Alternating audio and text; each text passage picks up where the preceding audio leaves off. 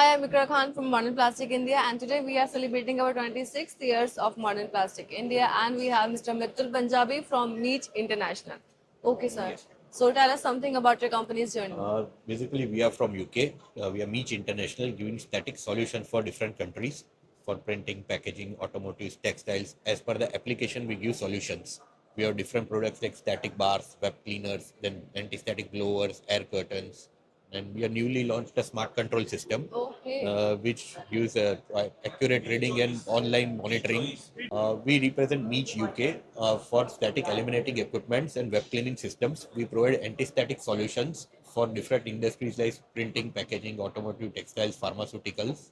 And we give anti-static bars, air curtains, blowers as per the requirement. We have now also launched a smart control system, which is just the continuous monitoring of the static online.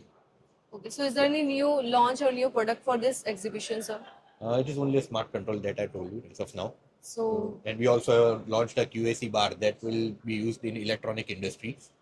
so are you launching any new product soon? Uh, Maybe not decided as of now.